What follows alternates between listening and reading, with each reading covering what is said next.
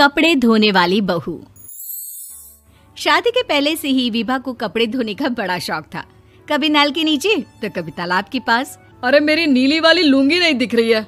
विभा की अम्मा, कहाँ रखी है लुंगी? अरे वो तो विभा ने परसों ही धोकर रखी थी आपकी अलमारी में, देखो वहीं होगी। वो ना मैंने आज धो दी, मुझे लगा कि गंदी हो गई होगी। अरे कैसे गंदी हो गई थी? उसे तो मैंने पहना भी नहीं। हे भगवान, इस लड़की के कपड़े धोने की आदत से परेशान हो गया हूँ मैं। जितना तो घर में राशन नहीं आता, उससे कहीं ज्यादा डिटर्जेंट पाउडर का खर्चा है। इसकी शादी करवा दो, शादी। जाए अपने घर में ही करे काम, फिर चाहे घर के कपड़े धोने हो या पूरे गांव के। हाँ ठीक बोल रही हो, देखता हूँ मैं कोई लड़का। वो दिन भी आ जाता है जब विभा को देखने लड़के वाले आ जाते हैं। लड़की मुझे अच्छी लगी। होने वाली सास कहती है, बेटी अगर कुछ पूछना है तो पूछ लो। वैसे तो हमारी लड़की बहुत ही शर्मीली है, जो बोल दो वो मान लेती है, इसे क्या पूछना होगा। अरे कैसी बात कर रही हो माँ, मुझे इन लोगों के घर रहना है, सवाल तो कई है। हाँ हाँ बेटा, पूछ लो ना, क्या पूछना है। आप लोगों के घर कपड़े कौन धोता है? सास का मुंह बन जाता है।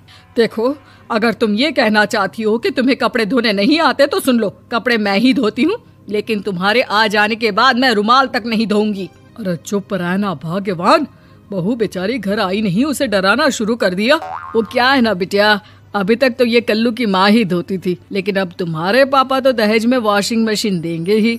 तभी विभा की माँ बोल पड़ती है, सवाल भी पूछा तो क्या। वैसे भाई साहब, मशीन की तो फिर भी कपड़े धोने की कैपेसिटी होती है। मतलब जो बिटिया दे रहे हैं ना विभा, इसे कपड़े धोने का बहुत शौक है। ये आप लोगों के क्या, आस पड़ोस गांव मोहल्ले सबके कपड़े धो दे और उफ तक ना करे। बाहर देखा नहीं आपने कितने कपड़े सूख रहे हैं? सब हमारी बिटिया ने ही तो धोए हैं। बस भी करो ना माँ, शर्म आ रही इतनी तारीफ सुनकर। और तो और एक दाग निकाल कर दिखाओ तो मान जाऊँ। हाँ अच्छा, माफ करना बेटा, मैंने गलत समझा। हमें तो रिश्ता बहुत पसंद है। और ऐसे जुड़ जाता है रिश्ता कपड़े धोने का शौक रखने वाली विभा का। उसकी शादी हो जाती है कोयला फैक्ट्री में काम करने वाले कल्लू के साथ। शादी के बाद अचानक विभा चिल्लाती हुई सास के पास आती है। सासू माँ, अरे सासू माँ कहाँ है आप? ये तो धोखा है, धोखा दिया आप लोगों ने मुझे। इसे ससुर के चक्कर के बारे में पता चल गया। अरे तो उसमें तुझे क्यों धोखा मिला है? अरे नल में पानी नहीं आता, कपड़े कैसे कब धुलेंगे? अच्छा, तू पानी नहीं आ रहा उसकी बात कर रही है। तो आपने क्या सोचा? कुछ नहीं। अच्छा, तेरी माँ ने कहा था कि कपड़े धोने का शौक है तुझे, याद आया मुझे। शौक बोलकर कपड़े धोने वाले मेरे जुनून को कम ना आके सासू माँ, कपड़ा धोना मेरा गुरूर है।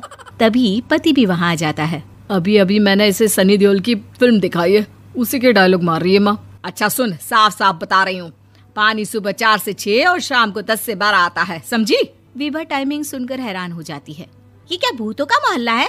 सुबह 4 बजे उठकर कौन कपड़े धोता है? 4 बजे टंकी में पानी जाता है, फिर सारा दिन धोना ना, किसने मना किया?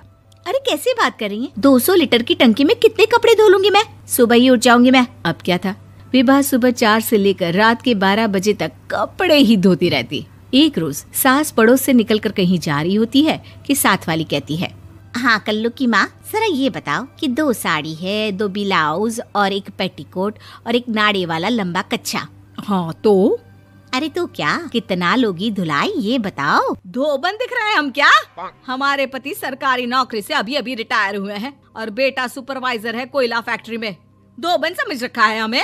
हाय रे कल्लू की अम्मा, माफ कर दो, वो तो मोहल्ले में यही सब बता रहे थे कि तुमने बहू को कपड़ा धुलवाने के काम में लगा दिया है। सास को पड़ोसन की बात सुनकर गुस्सा आ जाता है। वो घर पहुंचती है जहां घर के बाहर ही इतने सारे कपड़े सूख रहे होते हैं जितने कि किसी धोबन के घर पर। अरे ओ कल्लू की दुल्हन, बाहर निकल। माँ जी यहीं आ जाओ, बाथरूम में चादर धो रहे हैं हम। अरे अभी हम धोते हैं, तुमको बाहर निकलो। ये आस पड़ोस वाले बोल रहे हैं कि हम बहू से कपड़े धुलवा कर उसे कपड़ा धोने वाली बना दिए हैं। अरे छोड़ो ना माँ जी, किन लोगों की बातों में आती हो? आस पास के लोगों का तो काम ही होता है कि वो किसी तरह सास बहू को लड़ा दे। बहू सारे घर के कपड़े धोती है, ये क्या कम है? बोलिए। सास को भी लग जाता है कि वो बहू का ये सनकीपन नहीं छुड़वा सकती, इससे अच्छा है कि खुद ही चुप हो जाए। एक रोज सास और बहू मंदिर जाते हैं, जहाँ सास की साड़ी वहाँ खड़ी भीख मांगने वाली से मिलती है। माँ जी क्या बात है, आपकी साड़ी उस भिखारन से कितनी मिल रही है ना? हाँ हाँ देखो तो, दोनों की साड़ी मिल रही है। क्या बात है कल्लू की अम्मा, तुम खुद को तो अफसर की बीवी बताती हो और ऐसी सिंपल सी प्लेन साड़ी पहनकर घूमती हो। सिंपल और प्लेन नहीं है ये साड़ी। तो क्या सोने के धागे से फूल बने हैं? कुछ भी सासू माँ, कुछ भी। हाँ बने थे इस साड़ी में सोने के धागे से फूल। मेरे पति लेकर आए थे मद्रास से स्पेशली मेरे लिए 10,000 की। ताहे भाई साहब इस भिखारन के लिए भी सेम टू सेम साड़ी लेकर आए होंगे 10,000 की। सास उस वक्त तो कुछ नहीं कहती, लेकिन बहू के साथ घर आती है और अलमारी से एल्बम निकाल कर लाती है। ये साड़ी देख रही है, ये वही साड़ी है जिसे मैंने अभी पहना था। इस साड़ी में ये जो चमकदार फूल दिख रहे हैं ना, ये सोने के धागों से काटे गए हैं। लेकिन तू लोकल वॉशिंग मशीन ब्रश से घिस घिस कर सारे फूलों को निकाल कर साड़ी प्लेन कर दी। मुझे माफ कर दीजिए सासू माँ। और तो और, जब मैंने तुझे तेरी गलती के लिए कुछ नहीं कहा, लेकिन तूने तो सबके सामने मेरा मजाक ही बना दिया। क्यों? बहू को समझ में आ जाता है कि अब से उसका कपड़े धोना बंद।